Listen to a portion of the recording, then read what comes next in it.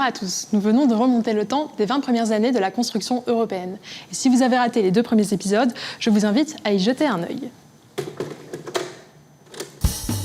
Si vous êtes, comme je l'espère, des assidus de notre série, vous savez déjà que ma mission est de vous faire voyager dans le temps à travers l'histoire de l'Europe et de découvrir ainsi l'impact que jouent les institutions européennes sur notre quotidien. Nous voilà donc en 1970, je vous propose de pénétrer dans une décennie qui marque la fin de l'insouciance et le début d'une nouvelle ère.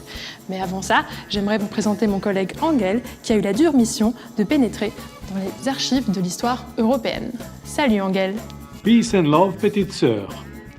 Je peux d'ores et déjà te dire que tout ne va pas tourner parfaitement rond durant les 10 prochaines années. Digne successeur de la fin de la décennie précédente, les années 70 sont contestataires.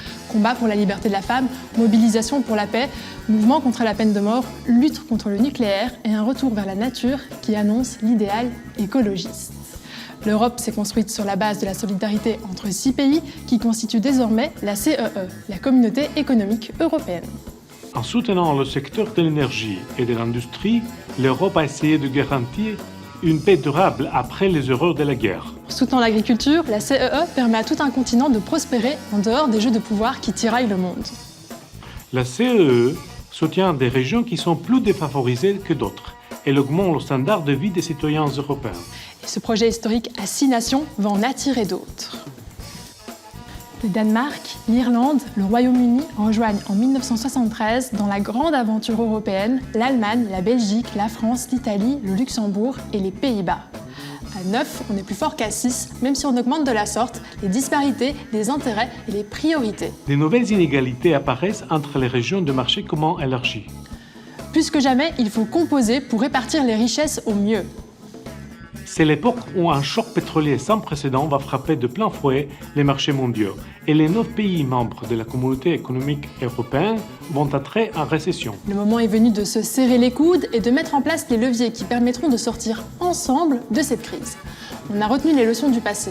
On sait que rien ne relance mieux l'économie que les grands travaux d'infrastructure. C'est l'ambition du FEDER qui est créé en 1975. Le FEDER, c'est quoi ? Eh bien, c'est le Fonds européen de développement régional. En instaurant cet outil qui devient un des principaux éléments du développement de l'Europe et un des plus beaux symboles de la solidarité, les dirigeants des 9 États membres font preuve, n'ayons pas peur des mots, ils font preuve de génie. En effet, on fait d'une pierre deux coups. On réalise des investissements à long terme qui permettent aux régions les plus défavorisées d'entrevoir des jeux meilleurs. Et en même temps, on soutient les économies tant nationales qu'européennes. Routes, autoroutes, ponts, hôpitaux, logements sociaux, écoles, réseaux de télécommunications, soutien aux petites et moyennes entreprises. L'Europe cofinance ainsi les collectivités territoriales grâce au Fonds européen de développement régional et cela génère des dizaines de milliers d'emplois. Cet immense coup de pouce constitue un véritable levier dans le dur contexte social de la restructuration industrielle qui touche la classe ouvrière. Si l'on prétend souvent que les années 70 sont celles de la grande désillusion et de l'avènement de l'individualisme et de la remise en cause du pouvoir politique, la construction de l'Europe reste un espoir pour le citoyen de vivre mieux. Et en parlant d'avenir, je vous propose de m'accompagner dans le prochain épisode consacré aux années 80 où l'on verra comment la communauté économique européenne va encore se développer et comment les citoyens vont mieux vivre ensemble. A plus, Angel. Do widzenia, Afsa!